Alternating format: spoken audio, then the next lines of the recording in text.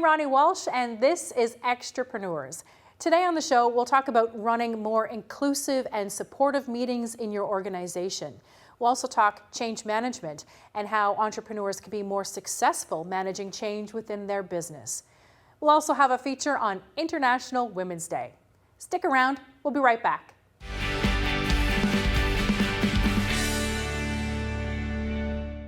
NLOWE has been supporting women entrepreneurs in Newfoundland and Labrador for more than 20 years. It's your goal to succeed in business. It's ours to make sure you do.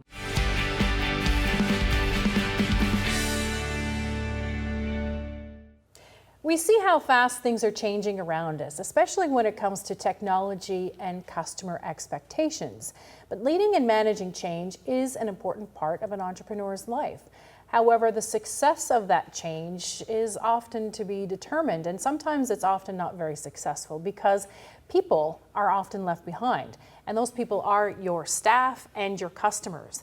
Now, Betsy Bond is an expert in change management, and she's the president of Bonding Change, and joins me here today to talk about what change management is and how entrepreneurs can be better at it. Welcome.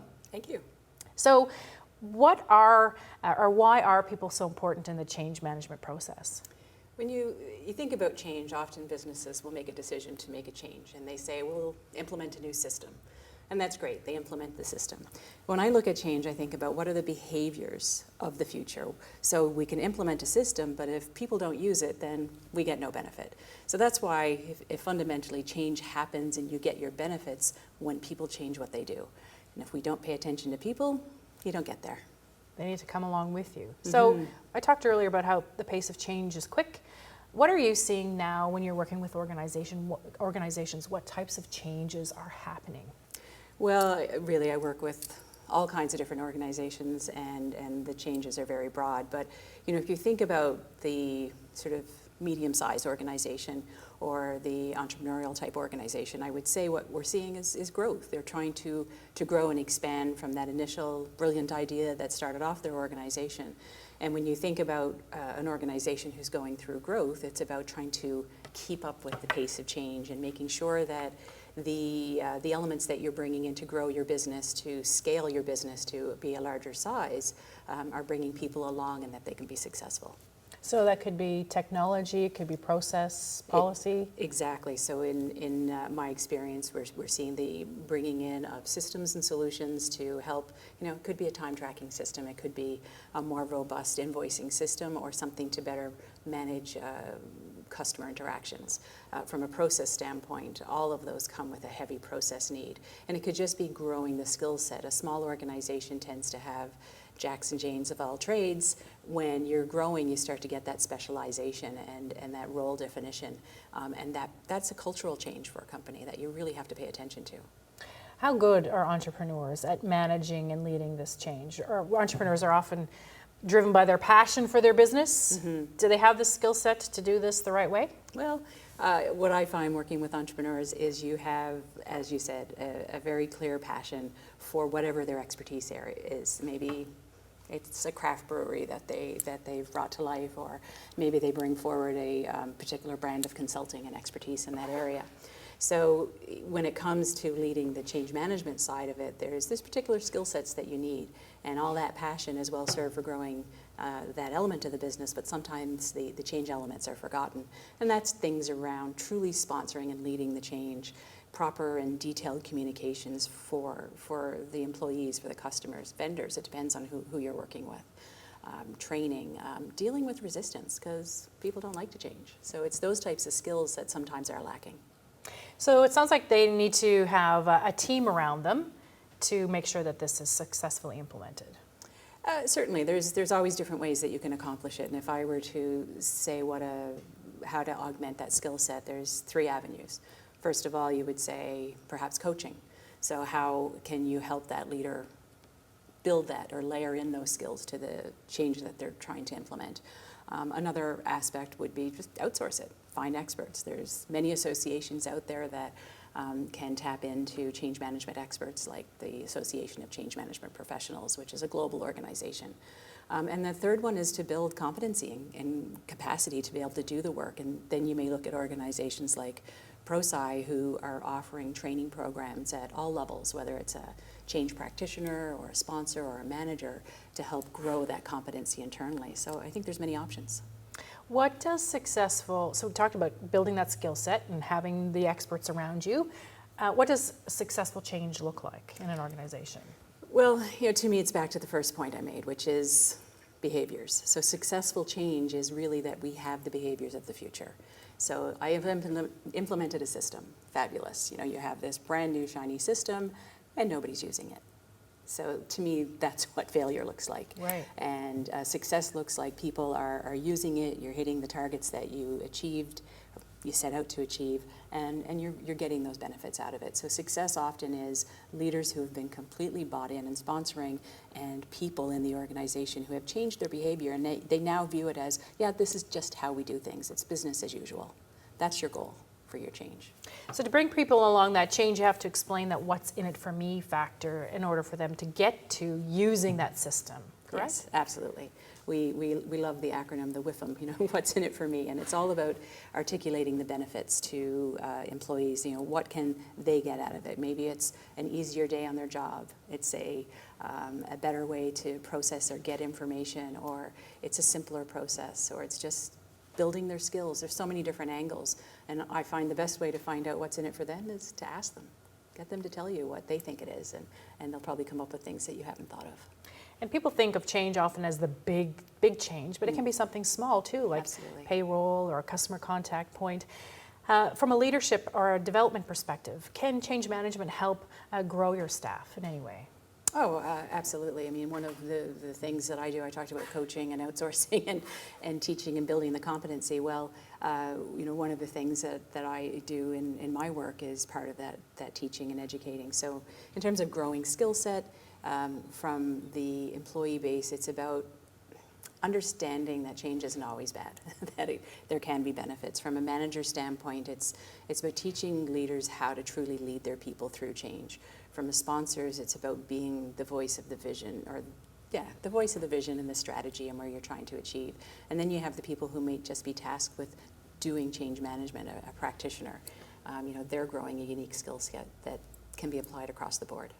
Very interesting. I'm really glad that you came in to talk about change management today. Anytime. Thanks, Betsy. You're welcome.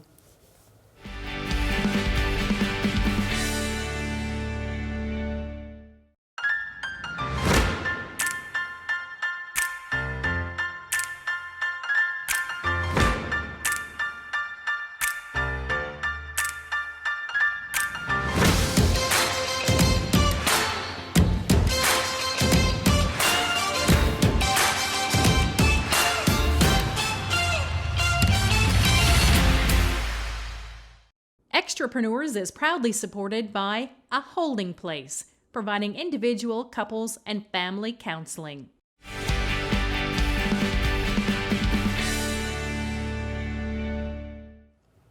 Meetings. Many feel like we have plenty throughout the day, but are they the most effective that they can be? Are they inclusive of everyone's thoughts and ideas and learning capabilities? Well, that's debatable within your organization. What is clear is that there are tools and techniques that you can employ to make these meetings more effective. Carole Spicer is the owner of Spicer Facilitation and Learning, and I spoke to her earlier about this topic. Thanks for joining us, Carole. My pleasure, Ronnie. Thanks for having me. What is an inclusive meeting? An inclusive meeting is really an opportunity to ensure that all your participants are engaged, have an opportunity to contribute. But I think even more than that, it's that everyone's opinion is equally valued and respected. So in many organizations, we often run into, well, we only listen to Sassy Susan instead of Negative Nellie because we like Sassy Susan. But Negative Nellie's opinion is just as important. It should be valued and respected just as much. Why is this such a focal point of discussions now? Well, I think most organizations are adopting diversity and inclusion as corporate values. And I think if a leader can demonstrate with an inclusive meeting that these are values in action, these aren't just tick boxes to say, yes, I've met a certain quota to say I'm a diverse company. You're actually demonstrating those values by respecting the diversity of opinions, Our workforces are getting more diverse, which means there's more differences in opinions, there's more viewpoints, there's more perspectives. An inclusive meeting allows you to engage those people and respect those opinions. So you touched on that right there, that's one of the benefits. It engages people. But what are the benefits overall of having more inclusive meetings? I think there's several. I think an inclusive meeting encourages people to contribute in a safe environment. So now you're creating a culture that people are comfortable to speak up. It also, I think, contributes to more enhanced decision making. The more viewpoints, the more engaged, the more opinions and conflict, creative conflict, you're going to make better, robust decisions. And when you mean speak up, not in a negative way, but just voicing their opinions or sharing a fact or information, is that what you mean? Yes. So we've got diversity in people. Some people are introverts and extroverts. I'm an extrovert. I speak up no matter where I am. Some are introverts, so you need to encourage that. But also, I think it's beyond just, are people physically safe in an environment? Are they psychologically safe? Am I comfortable enough to say, oh, I got this crazy idea. Nobody's going to like it, but I'm comfortable enough to bring it forward and take that risk. So I think that's where making that inclusiveness means that I'm accepted for who I am and I can contribute. What's the first step in creating an inclusive meeting? Be prepared. Think about what you're going into. So what is the purpose of your meeting? What is your desired outcome? You're going to plan a facilitation plan around that. And so not only do you need to design a plan to get your desired outcome, but think about your participants. Who are they? How many people do you have? What's their level of understanding of the topic at hand? Are there differing viewpoints? Are there any pitfalls you need to be aware of? What should I be doing while the meeting is actually happening? Well, while it's happening, you have to watch your positioning and stick to your plan. So if you have a good plan and you're sticking to your techniques and so on, then that's going to carry you through. But watch your positioning, that you're not favoring certain participants over others. Watch for level of engagement. You're just nodding your head. That's telling me you're engaged, you're responding. So you're looking for those visual cues. Also look at whether you've accommodated people for any disabilities. So are you meeting visual impairment, hearing impairment, mobility issues? Do you have remote participants and people in the room? And are you catering to both equally? So you need to balance those things. If you've had technology, is it working? Did you test it? Does everybody have the tools to use it so that people are comfortable in the meeting?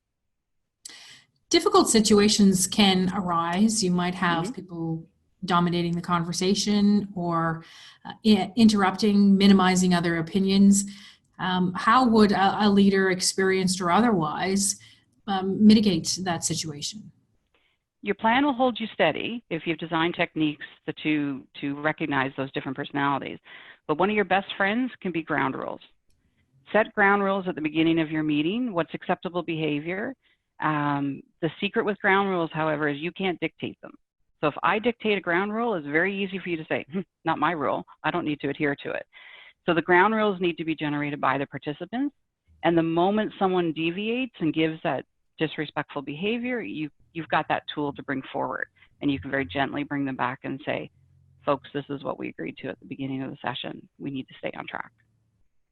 And if you find that you're not staying on track, is there a certain language that can be used, some coaching techniques that leaders could employ to get people back on track? I find the subtlest way that I use is I use someone's name. So I might be talking, Ronnie, right in the middle and having a conversation with someone, and you just heard your name because I gave your name, and it draws attention. Other people in the room may not have heard that I slipped your name right in the middle of a sentence. And usually that kind of draws, okay, catch myself, the individual. Worst case scenario, and I have done this, I'll call a break if things aren't going well, and I'll speak to the individual. And I have, unfortunately, had to kick some people out of meetings. Ouch. Yep. Well, it takes a lot, but I have done it. So what do entrepreneurs do if they feel that they don't have the skill set to lead a meeting with a client or pitch something to a larger group of people, and they feel that they're not getting that engagement, or maybe they want to improve that inclusivity approach to their meetings? Get trained. We work on professional development in so many areas. This should be one that's on the list for leaders. And if that's not an opportunity or it's going to take some time, hire someone, whether it's external, or look for someone in your own organization to help you out.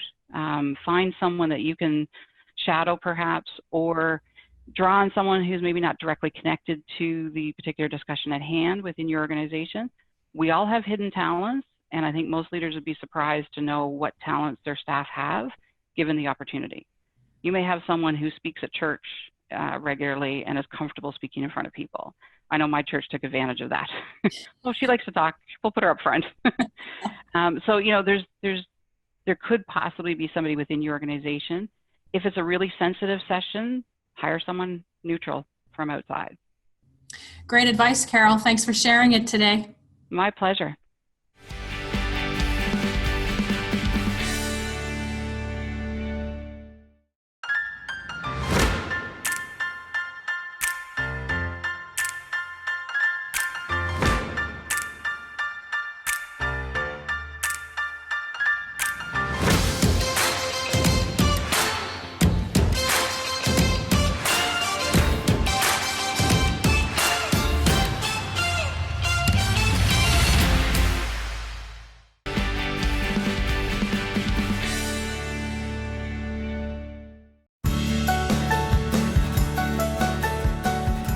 I think myself and Cindy's partnership is amazing.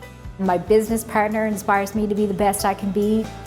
In 1999, we went on our first women-led trade mission to Washington, D.C., and so that was a real turning point for us to say we want to go after this market. I think once deregulation happened in the telecom business, we were able then to sell outside of the province. I grew up in a home full of entrepreneurs. My dad was an entrepreneur, he was a pioneer in the telecom business, so our dinner table conversation was about being in business. I think the key to our success is we have a foundation of core values in our organization that really has grown our business. Our culture has been a huge influence on who we are and what we do.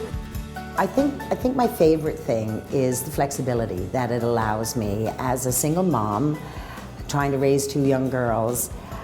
I was able to be flexible enough to be there when it really mattered. You know, just being surrounded by some fantastic people and being exposed to new people all the time. We've got a great team. I love to see what they do. I'm inspired by so many people around me. My business partner inspires me every day to be the best that I can be. There's people in our organization, single moms who come to work every day. Seeing your ideas come to fruition, building something, that continues to fire you up.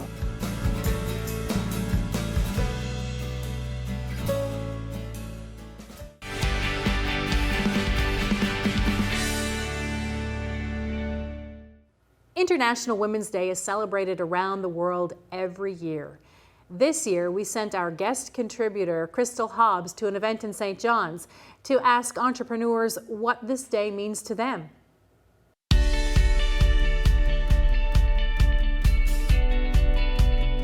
Hi, I'm Krystal Hobbs. I'm the owner of Reflective Marketing, but today I'm here with extrapreneurs talking to people about International Women's Day. What does International Women's Day mean to you? International Women's Day is really about recognizing all of the great, amazing women's leadership that's going on in our world today, recognizing women in business, women in the professional setting, and really shining a spotlight on all of our accomplishments. It's a really fantastic day to recognize women, either women in business or women doing things, and women supporting each other, I think, out in the community. So it's really important to, for the exposure and the recognition for that. International Women's Day means a lot to me. I think the biggest thing is the network and the community of women in business coming together. International Women's Day to me means a chance to celebrate all of us. There's so many incredible women here in Newfoundland, across Canada, and around the world, and this is an opportunity to take a breath and appreciate everything that our moms, our sisters, our best friends, our mentors have done for us, and just take a moment to think about it and appreciate it. It means a lot to me as giving women the opportunity and equality in life and in business, and encouraging, with my role in WISE, I encourage young females to consider science and engineering an entrepreneur as one of their options in their career, and this day is really a good support to all kind of levels and all ages. To me, it means getting out and celebrating the women who make you feel strong and empowered. It's about being inspired by other women who are in your family, who are in your business, who are in your field. Anyone that you've come across that you can relate to on a personal level, but also as a professional. Someone that drives you and makes you want to do better and makes you want to be the woman that you want to be. What are some of the challenges facing women in business? I think some of the challenges that you hear about are, in terms of growing our business, getting access to funding, getting access to loans. Unfortunately, women are still receiving less funding than typically male-owned businesses. And getting the exposure that we need, maybe to international markets, so that we can grow, getting the mentorship that we need as well to grow our businesses, and getting that knowledge that we need. One is definitely access to capital. How can women get more access to capital, especially in the technology sector? And hopefully there are more opportunities to access to that, because that would be a barrier for women to start their businesses. I work in an organization where it's predominantly female, but it probably covers up a lot of the challenges that exist in the industry, a lot of the obstacles in terms of getting women's seats on boards, of highlighting some of the differences that I think at times we can take for granted when we don't see it in front of us every day. And sometimes we find that the business people of the corporate world don't necessarily take us totally seriously when we're a startup and we're starting from scratch and trying to build our dream. Confidence is a big piece, and having this imposter syndrome for women in business, having people believe in you or having people want to come work for you. I think as women, sometimes we doubt ourselves and we think about, oh my God, why did this opportunity happen, or why is all this happening, instead of just appreciating that it's happening, having confidence in yourself and pushing on and doing even more incredible things. And the other things are finding a role model as a female engineer in that field was very difficult 30 years ago. Now it's becoming a bit easier, and especially after being the founder of WISE, and we encourage more female to and encourage role models to appear and being and acting as a role model for young females. So this is becoming much easier. I think that it's still hard to be a woman in a man's world, and I think that although we promote the ideas of being a woman in a woman's world, it's still hard to be a woman in a man's world. So we're pushing that boundary. What does International Women's Day do to help women in business? I think it gives us an opportunity to have our voices heard more. So it's a great time of year that you see a lot of incredible media outlets taking the time to interview women, to talk to women, to share their perspective on what's going on for women in business. There's incredible opportunities like NLOWE had today, bringing together a lot of female entrepreneurs and female business leaders. So it gives us a time to appreciate ourselves and to appreciate each other. It helps, one, to empower women through awareness. Is definitely one of the ways that it's able to do that. In addition to that, just give them more opportunities and chances to network with other people. Social capital is such an important thing nowadays, especially in business. And this is one good opportunity to get everyone together and empower them for sure. There's still a lot of work to be done, and so I think that having these events and having these days as International Women's Days, we kind of like start the conversation, we start breaking those barriers, and we learn how we can support each other and how we need to be supported. I mean, women are powerful, we're influential, we're driving everything, we're moving everything, we create life, but we also keep life going, we keep life moving, we contribute in ways that I think people are still not really aware of. And especially here in St. John's, it's great for women like this to be able to get together and show how supportive we are of each other, but the business economy here too. So this was a great day talking to people about what International Women's Day means to them. For me, International Women's Day is about celebrating all of the great women in business and still shedding light on some of the work we have to do.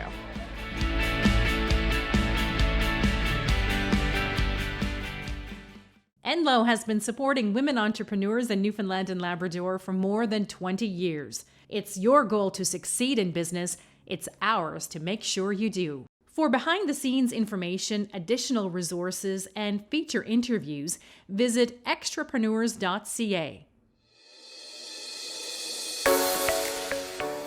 Fabric gives me an outlet to create what I want.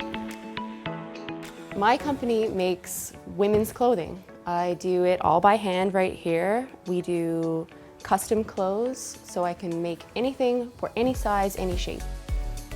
I feel like the key to my success has been taking people out of their comfort zone, going with my gut, and going above and beyond for each client. What motivates me is the fact that I get to come down here to my studio. I get to work creating something new every day. It does not get boring.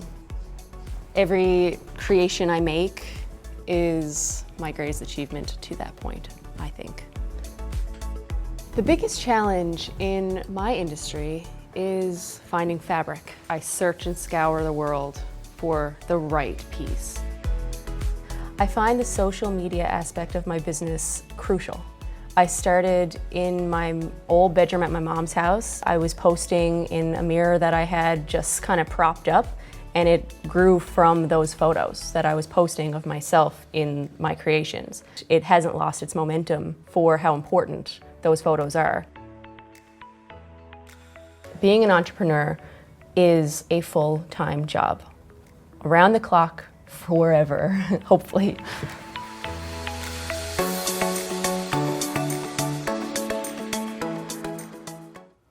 Well, that's it for this episode. Thanks to our guests, our sponsors, and our volunteers for making it happen.